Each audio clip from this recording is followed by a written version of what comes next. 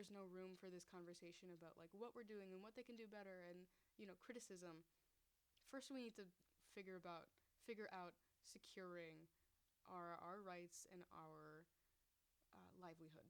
Yeah, I agree. And I think that's very important.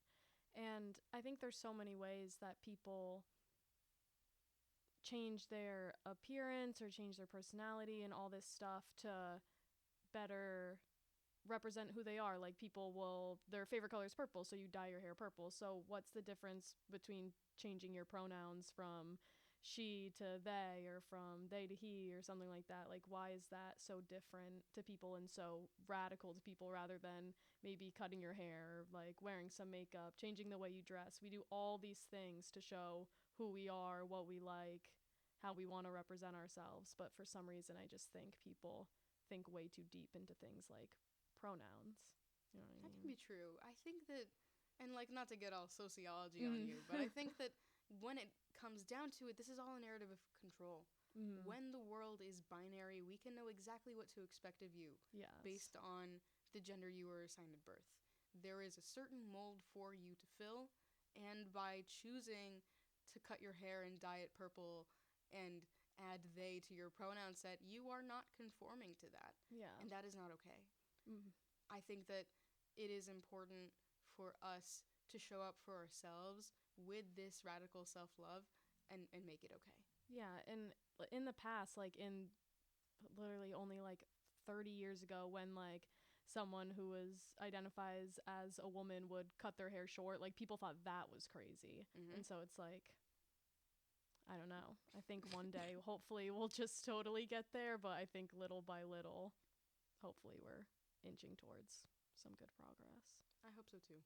Yeah. I try to stay positive as I can about the future. I feel like we see it more and more, especially on Eastern's campus. I think Eastern, specifically the Pride Center, does a really good job at really trying to celebrate different identities and hold not only a safe space, but safe events, fun events. Like, I think the first event I ever went to for the Pride Center was the Trans Day of Visibility my sophomore year. I transferred in here my sophomore year, but some of my friends like would go to the Pride Center and they like told me to come, and I listened to some of like the trans students speak on the panel, and like it was really fun.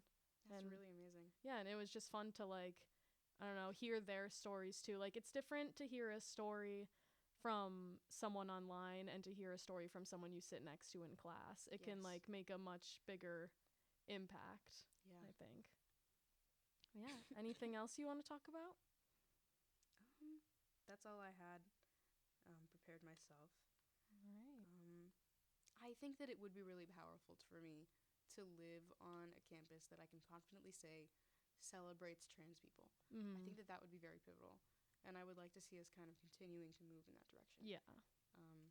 And that's not just the Pride Center. That's in terms of practice and what our campus and what our administration does. Yes, and how they treat matters of gender and gender nonconformity. Yeah, and it just like the campus culture has to kind of as one. I almost said get it together. Like, all collectively. Yeah.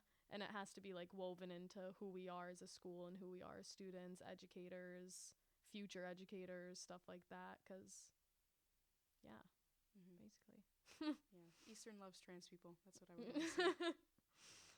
Well, I think that's all I had. Thank you so much for coming on. And thank you so much, everyone, for watching. And we'll see you next time. Perfect. That was so good. I feel like that even went better than the first one. You have so like much good stuff to say. Thank you. I appreciate that. That was awesome. Good job, y'all. Thanks. Damn, we ate that one up. There was like barely